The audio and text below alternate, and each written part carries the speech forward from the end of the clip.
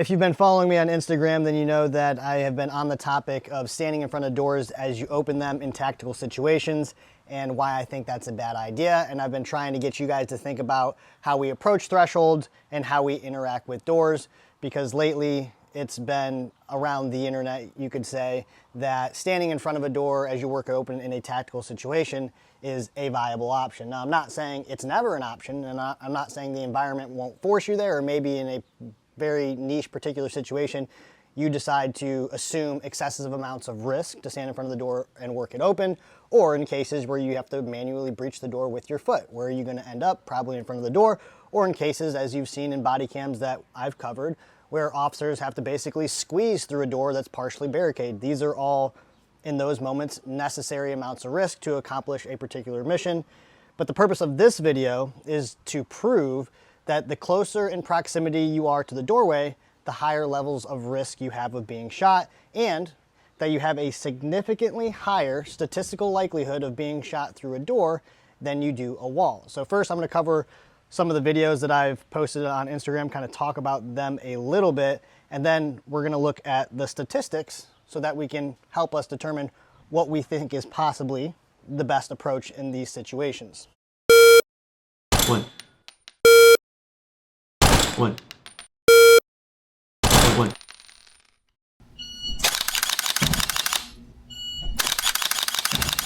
So in that video, you see me standing in front of the door, working the door open, taking a step back and engaging a target in the middle of the room, and that taking anywhere from 1.35 to 1.5 seconds.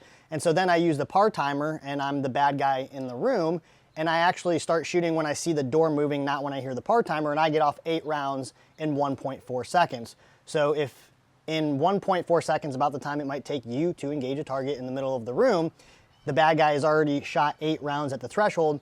Does that seem like a viable option? Is that an option that you would default to and use? And I think any reasonable person would say no. Now, I could stand there and I could actually practice that, because I didn't. The 3 times you saw me do it in that video was basically what I did. And I could shave off tenths of a second, right? But that's on a target that I put in the room where I know the target is, where I know I'm engaging the target. And so doing all of those things means that I can do that faster. When you start looking into a room you've never seen before, trying to discern between shoot, no shoot, between looking through clutter, again, in a room that you actually haven't seen before, and then engaging that target, that time is going to be, we'll just say, significantly faster in terms of at least tenths of seconds, which means the more time it takes you, the more rounds the guy is shooting at you. And if the guy is shooting at you before you get a round off, there's a good chance that you're just not going to be standing in the middle of the door any longer.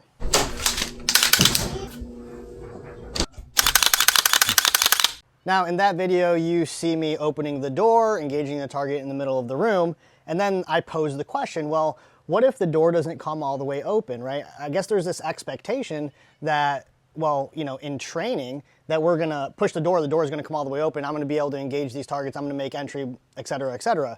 But in a real world situation, and this is kind of where you should always be placing yourself and asking yourself, well, if you think that's a viable option to stand in front of a door and push the door open, is it still a viable option if the door is partially barricaded and the door doesn't come open all the way, right? As a default method of, you know, working a door open.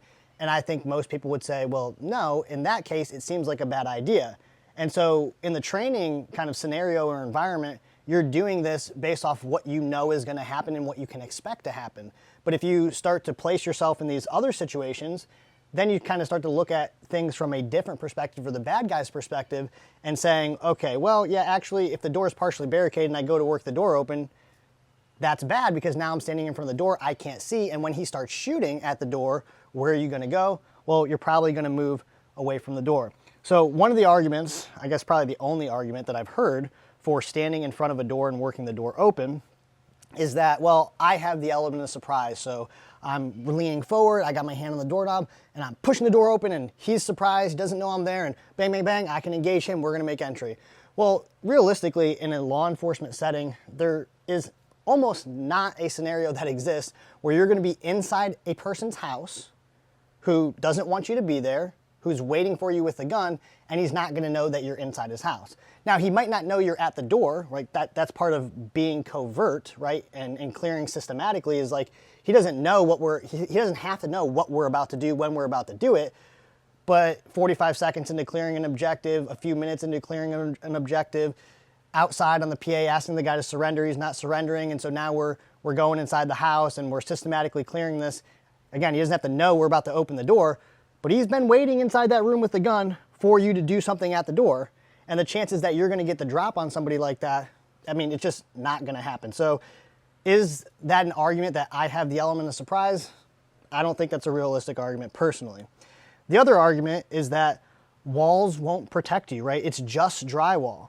And now I'm gonna cover the statistics side of, well, do people actually shoot through just drywall to try to hit you, or do they more often than not try to shoot through doors to hit you? And I've made this claim before, and it seems like an obvious interpretation of how human behavior works, and that is, well, if somebody's breaching the door, I assume they're probably in front of the door. If somebody's trying to work the doorknob, I assume as the bad guy, they're probably in front of the door. So if I don't want you in the room, and bad guys don't want you in the room with them if they're waiting for you with the gun, then where are you statistically more probable of shooting as the bad guy? And that turns out to be the door. So there was a 10-year study from 2008 to 2018, and in all of these incidents, at least one officer was killed. So part of gathering data on these types of interactions is that the best data is found in situations or scenarios where officers are killed, because that's where the most thorough investigations are going to happen, and that's where the FBI is actually going to kind of collect all of that information and kind of categorize it. So this is only in incidents from 2008 to 2018, 10-year study, in incidents where at least one officer was killed. The purpose of the study was to determine statistically where officers have been killed in and around a structure, specifically residences, and was intended for the CQB environment. The study was narrowed down to situations in which a team of officers was searching a residence with the purpose of search warrants, arrest warrants, barricades, or hostage rescue. It was not intended for and does not reflect basic patrol calls for service in which 1 to 2 officers arrived on scene to handle the call. And after I go over this study, I'm gonna go into some of the own statistics that I found where I am gonna kind of cover those things. But what they found was that it says 24 front door, you'll see it on your screen here, but it actually is at or near the front door, which is an important distinction to make. 24 officers were killed, closed door bedroom 6, hallways 5, second story landing 4, window teams 3, closets 3, open door bedrooms 2, kitchen, living room 2, bathrooms 2, and attic 2. So based on this information, the area that most officers have been killed in a structure was at or near the front door. The front door is statistically 4 times more dangerous in relations to officers being killed than the second most dangerous area, which is a closed door bedroom. In several of these incidents, multiple officers were shot or killed. They include officers knocking and announcing, attempting to breach, opening the door, and entering through the door. Now, in fairness, it says at or near the front door, right? 24 officers killed at or near the front door, but it doesn't specifically say whether they were shot through the front door, which is my analysis that I'm gonna do next. And so some of these through the front or at or near the front door are while breaching, attempting to make entry, or potentially, just after they breached. So in or around the front door, which, we can conclude that this is the most dangerous doors in general, right, are the most dangerous places to be in a CQB environment according to these statistics. And the closer you are in proximity to the door, the more likely you are to be shot and the more likely you are to be killed. Now, what I did was I went through the FBI statistics of all the officers who were killed from 2015 to 2019, and I wanted to find out just how many officers were shot through the door versus through a wall. And so if you go on the FBI website, anybody can do this. You can go to the felonious assault officer killed summaries, and you can search by year, And what I did was I went to, let's say 2015, for example, I'd control F and I would search the word door, and I would read every summary that had the word door in it. A lot of those summaries were like vehicle door, patrol door. So obviously those aren't included. And I went from 2015 to 2019. And then I also searched the word wall. And out of all of the officers killed from 2015 to 2019, there were 13 instances where officers were shot and killed either through the door and wall, or around the threshold while breaching, opening the door, or just entering through the door. Of those 13 instances, 8 of those summaries explicitly state that the officer was shot through the door only. Out of those 13 instances, out of those 8 instances, I guess it's out of 13 as well, only one states that officers were shot and killed, or an officer was shot and killed through the door and the wall. None were mentioned where officers were shot through only the wall. And this is definitely not without acknowledging that officers do get shot through the wall, but the point of this is to make it known that you have a statistically higher likelihood of being shot through the door while you're working the door, while you're breaching the door, and if you're standing directly in front of the door, than you do having a suspect taking a random guess through the wall. So I'm going to go through the officers' summaries, and I did have these by year, but I had to copy and paste and move stuff around, so I don't think it's technically accurate, but I'll do my best.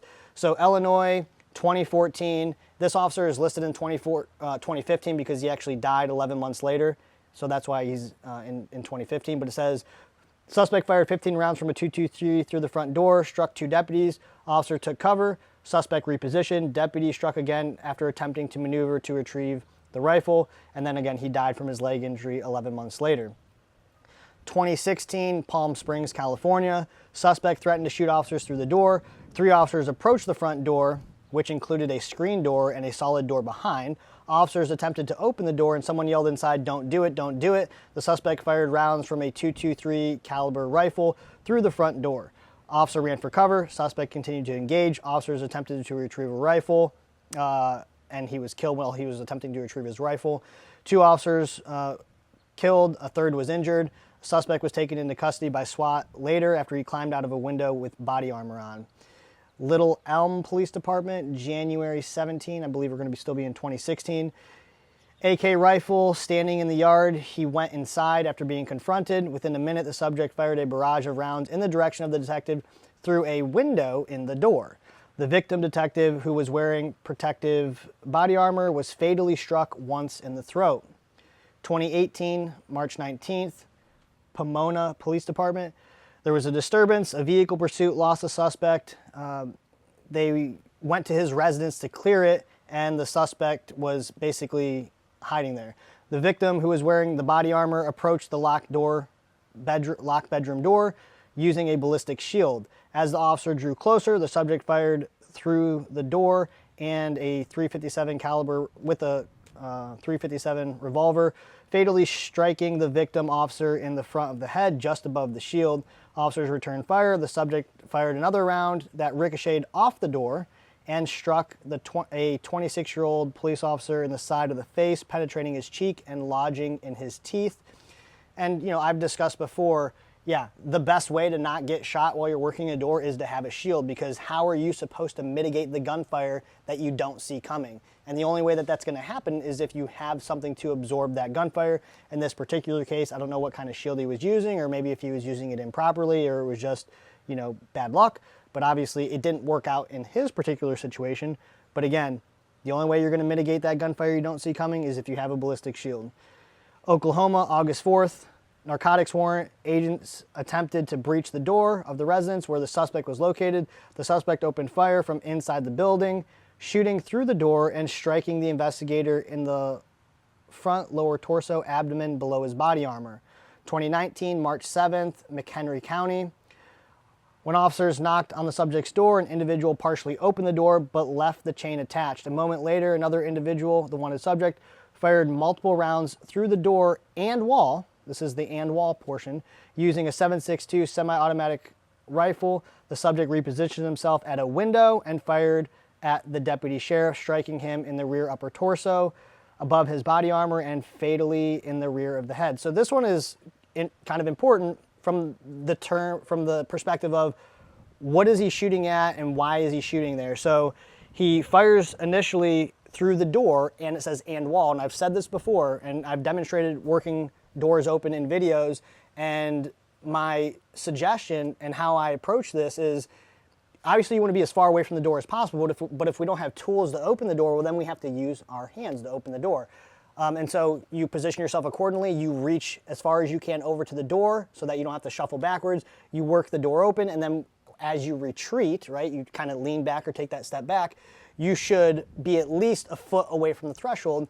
And this should or can help you mitigate the gunfire that's coming at the door, and the suspect is also hitting the threshold around the door while he's shooting at the door. So even though this says door and wall, in my opinion, and we don't know, obviously, but there's a good chance that he was just striking the wall near the door while attempting to shoot at the door. And the other interesting thing about this summary is that the subject didn't continue shooting through the wall because the officers weren't by the door anymore, right? He actually repositioned himself at a window where he had line of sight to continue shooting, even though he had the opportunity to continue shooting through the wall, and apparently, according to this, he didn't. Wisconsin, February 6th, no-knock warrant. The door to the unit was locked, so the 35-year-old officer used a one-person ram tool to create a large opening in the door. Almost immediately, the suspect fired 4 rounds from a .7.62 semi-automatic handgun through the opening, observed the suspect. The additional officer stepped up, observed the suspect through the opening, had his hands up, and he surrendered. A search of the suspect's residence resulted in the seizure of 9 firearms, an electronic control weapon, or I guess is like a switch or something, parts of assault rifles, and 2 digital scales and $3,000. So there's actually a video of this one. You could go find it. And I believe this is like a multi-story complex, like house, because they actually enter like through the back and then they make their way up the stairs before they get to the door. And again, the suspect starts shooting through the door. And then in this case, as we've seen in law enforcement, why do you think a suspect would shoot at a cop, and then immediately surrender?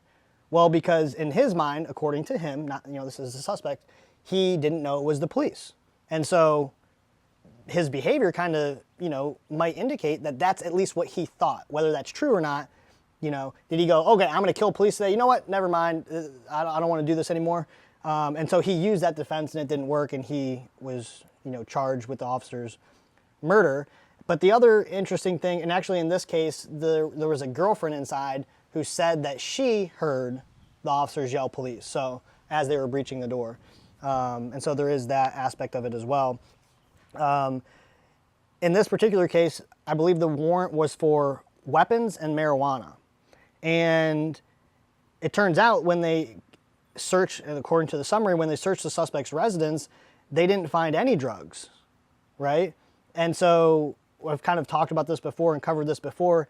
I find it interesting that you'll have teams where, and this is all based off the fact that, the dynamic conversation is that people think the more potential danger that exists, the faster you should go and the more dynamic you should be. There's that mentality. But then there's also the mentality of teams where it's like, okay, the more danger, the more we need to use time, distance, numbers, cover, and technology to, work this problem rather than getting close to the problem as quickly as possible. May 6, Highlands County, call for service. Neighbor found a shot cat and suspected the neighbor. Officer told partner to stay with the complainant while he went to speak with the suspect. Officers believe the suspect came to the door armed with a .22 caliber revolver and fired fatal shots into the side of the deputy's head, and 3 rounds after the deputy was incapacitated, 2 rounds went through the screen door. So I just added this in here, even though he was initially shot at the threshold or near the door. When the suspect went back inside, he shot more rounds through the door. Now, that's the 8 instances where suspects shot through the door and killed an officer, or through door and wall, which is the one that we talked about. And then the rest, which would be the next 5, are where officers were just killed around the threshold, inside or outside maybe, while working a door, but it doesn't specifically say whether they were shot through the wall or the door.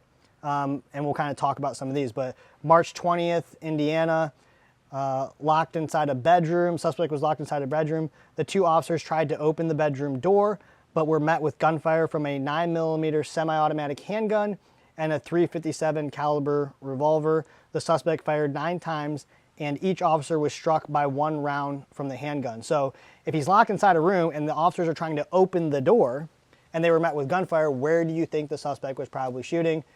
My opinion, probably through the door. And I did try to go out of my way to determine if the suspect shot through a door or a wall in some of these instances. But this one, for example, and this is kind of an interesting aspect of the analysis of trying to find this information, is there's no information anywhere else about the specifics of this incident other than on the FBI's website, because you go and try and search press conference and, you know, news reports, and it just says officers were killed while serving a warrant, basically. There's just no information at all. So at least through the FBI, we're getting some additional information. February 27th, William County, Virginia. During the veteran officer's attempt to force the door, the suspect retrieved a .762 semi-automatic rifle and opened fire from the partially open door. All 3 officers were wearing body armor, but their close proximity to the door gave them no response time. The suspect had staged a rifle at the front door and waited for police. 3 officers were shot and 1 was killed. And so officers were attempting to force open the door. Suspect opened fire with them through a partially open door. Now, did he shoot through the crack of the door? Did he shoot through the door? Either of those 2 things probably happened in that situation. It doesn't say whether he shot through the door or the wall, but I think you get the idea. The closer, and it even says their close proximity to the door gave them no response time to react. 2017, Sacramento, California, August 30th. As 5 of the investigators began to push open the door, they were fired upon from inside the room, injuring 2 officers. The investigators took cover and called for backup. A gunfight with the suspect ensued in the parking lot, and the officer was killed in the parking lot. Again, officers are attempting to push open a door, and they were fired upon from inside the room. Draw your own conclusions on where you think the suspect was shooting at. Ohio, February 2nd. During the breach attempt, the subject fired a 9mm semi-automatic handgun and a .223 semi-automatic rifle, fatally wounding the deputy and injuring the lieutenant. Neither of the officers fired on the offender. The offender fired 23 rounds from a distance of 8 feet, wounding the deputy in front upper torso and on the front and rear of his legs. So again, during the breach attempt, you know, the breach is the most dangerous thing that you can do, whether you're utilizing a tool, well, with the exception of planting an explosive breach covertly. Really not that dangerous as long as you actually are covert, because the guy doesn't know you're doing it, right? And then when you blow the door, you're not standing near the door. So mechanical breaching, just opening the door with your hand, whatever mechanisms you're using to open the door, that is a very dangerous spot to be in. So the other day at work, there was a guy who basically choked a female. She got out of the room, hotel room, went to a different room, called the police, made contact with her. Long story short, we determined that the suspect was in another room, and he was reported to have a firearm. So once it was determined on which room he was in, the tactical team knocked and announced, because that's what you do. It's not the suspect's room, right? It's some other person's room. Nobody came out, no response, continued to knock and announce, no response. And so have you ever tried to manually breach a motel door, which is typically a steel door on a steel frame, which is what this was? How many attempts do you think it takes you to get through that door? It's usually going to be a lot, and 5 probably at the minimum, in excess of maybe 10 or 12 hits to get through that door, and that's exactly what happened. And then the door came open, and you had a guy standing there with a shield, and another guy in his rifle, lethal coverage, and there's people inside, and suspects in the custody. But that's exactly how that should be done in that situation. Should you knock and announce for however long, hit the door 10 times, and then once the door's open, just go running into the room? Well, no, that would be silly, because now you're getting closer to the potential problem. The guy knows you're there, and so he's just waiting for you. So if you can minimize your exposure at the threshold, while utilizing a shield, that's an important part of this, then that's probably what you should do. Tennessee, February 26, welfare check. The deputies tried to enter the residence through the front door. They were met with gunfire from inside. They retreated to areas of cover. The suspect fired 23 rounds from 53 feet, and eventually after they retreated, and hit the officer in the head. So again, attempting to get through the door at the front door. It doesn't specifically say they shot through the door, but probably after the door was open, and then they retreated. Now, based on this information, this shows and demonstrates that the closer you are in proximity to the threshold, the more dangerous things become, the more likely you are of being shot, and you have a statistical higher likelihood of being shot through a door than you do a wall. So utilizing this information as actual information to make decisions, which is what we should be doing, then you should be able to say, okay, well, and I'm just going to throw numbers out here, but if I have a 70% chance of getting shot while standing in front of the door, and I have a 35% chance of getting shot through a wall, well, what type of procedures are you going to have in place, or where are you going to place your odds? And I think that you would be kind of insane not to utilize probabilities, statistics, and likelihoods to your advantage to help you make decisions. So when you hear people say, well, I have the element of surprise, so I'm going to swing this door open and I'm going to surprise this guy, probably not going to happen that way. When you hear people say, walls won't protect you and it's just drywall, well, those are just easy excuses out of something, because when you actually look at the information, it doesn't support the way that they think. When someone asks you why you decide to complete a task a certain way, or why you have a certain methodology when it comes to executing a tactic, you should be able to explain with actual evidence and information why you believe that what you're advocating for is essentially the better way of doing something. Because if you're saying, well, it's just drywall, and that's just your excuse of like, well, I guess standing in front of the door is better because standing away from the door behind just drywall won't protect you. The question that should be asked is, well, what information do you have to support that it's more dangerous to stand, a few feet away from the door behind just drywall than it is to stand in front of the door? And when you start asking these questions, you start finding out that people don't have the answers that you're looking for.